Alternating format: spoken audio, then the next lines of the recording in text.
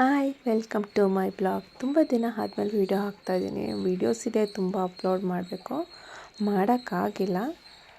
ಇವತ್ತು ನಾವು ಹೊರಟಿರೋದು ಎಲ್ಲಿ ಅಂತ ನೋಡ್ತಾ ಇದ್ದೀರಾ. ಇವತ್ತು ನಾವು ಹೊರಟಿರೋದು ದೇವಸ್ಥಾನಕ್ಕೆ. ಯಾವ ದೇವಸ್ಥಾನ ಅಂತ ನಾವು ದೇವ್ರ ದರ್ಶನ ಆದಮೇಲೆ ಹೇಳ್ತೀನಿ. ಅಲ್ಲಿ ಗಂಟ ನೀವು ಗೆಸ್ ಮಾಡಿ.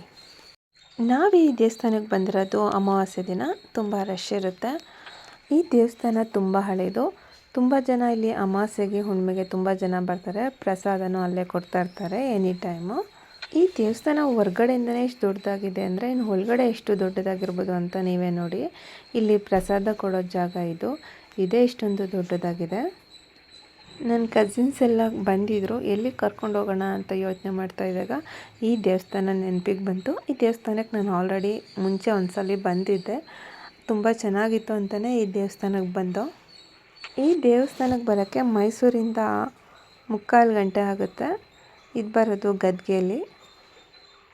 ನಾವೆಲ್ಲ ಸ್ವಾಮಿಗಳ ದರ್ಶನ ಮಾಡಿಕೊಂಡು ಅಲ್ಲೇ ಒಂದು ಸೆಲ್ಫಿ ತೊಗೊಳ್ಳೋಣ ಅಂತ ಎಲ್ಲ ಒಂದು ಸೆಲ್ಫಿ ತೊಗೊಂಡು. ಇಲ್ಲಿ ನನ್ನ ಪಕ್ಕ ಇರೋದು ಅತ್ತಿಗೆ, ನಮ್ಮ ಮನೆಯವ್ರ ಪಕ್ಕ ಇರೋದು ಅಕ್ಕ, ಅಕ್ಕನ ಪಕ್ಕ ಇರೋದು ಅತ್ತಿಗೆ ಮಗಳು, ವೈಟ್ ಶರ್ಟ್ ಇರೋದು ನಮ್ಮ ಮನೆಯವ್ರ ಫ್ರೆಂಡು. ಅವರೇ ನಮಗೆ ದೇವ್ರ ದರ್ಶನಕ್ಕೆ ಒಳಗಡೆಗೆ ಎಂಟ್ರಿ ಕೊಡ್ತೀನಿ ಅಂತ ಕರ್ಕೊಂಡು ಬಂದಿರೋದು. ಮತ್ತು ನಾವು ಲೇಡೀಸ್ ಅಷ್ಟೇ ಸೆಲ್ಫಿ ತೊಗೊಳ್ಳೋಣ ಅಂತ ಎಲ್ಲ ಒಟ್ಟಿಗೆ ಸೆಲ್ಫಿ ತೊಗೊಂಡು. ನಮ್ಮ ಕೈಯಲ್ಲಿ ಮೊಬೈಲ್ ಇದ್ದರೆ ಸಾಕು, ಸೆಲ್ಫಿ ಮೇಲೆ ಸೆಲ್ಫಿ, ವೀಡಿಯೋ ಮೇಲೆ ವೀಡಿಯೋ ಮಾಡ್ತಾನೆ ಇರ್ತೀವಿ. ಸರಿ ಅಂದ್ಬಿಟ್ಟು ಫೋಟೋ ಎಲ್ಲ ತೊಗೊಂಡಾದ್ಮೇಲೆ ದೇವ್ರ ದರ್ಶನಕ್ಕೆ ಅಂತ ಹೋದೋ.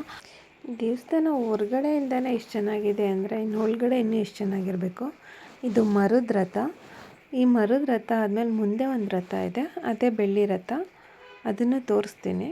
ಅಲ್ಲಿ ನೋಡಿ ಕಾಣಿಸ್ತಾ ಇದೆ, ಬಟ್ ಇನ್ನೂ ಹತ್ರ ಹೋಗ್ತೀನಿ ರೀ. ಇಲ್ಲಿ ತುಂಬ ಪೂಜೆಗಳು ನಡೀತಾ ಇದೆ ಆಚೆ. ಇಲ್ಲಿ ಮಕ್ಕಳಾಗದವರಿಗೆ ಬಂದರೆ ಮಕ್ಕಳಾಗುತ್ತೆ ಅನ್ನೋ ಒಂದು ನಂಬಿಕೆ ಇದೆ.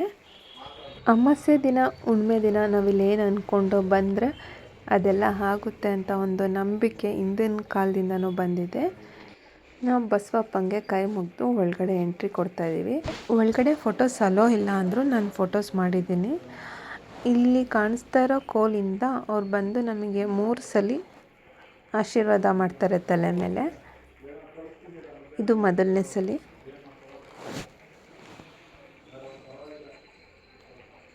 ಆದರೆ ದೇವ್ರ ದರ್ಶನ ಮಾತ್ರ ತುಂಬ ಚೆನ್ನಾಗಾಯಿತು.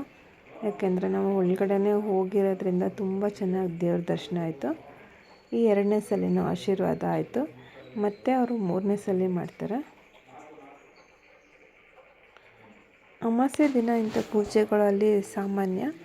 ಇದೆಲ್ಲ ಆದಮೇಲೆ ಅದೇ ಕೋಲಿಂದ ತಗೊಂಡು ಮತ್ತೆ ಬೆನ್ನ ಮೇಲೂ ಆಶೀರ್ವಾದ ಮಾಡ್ತಾರೆ ಎಲ್ಲರಿಗೂ.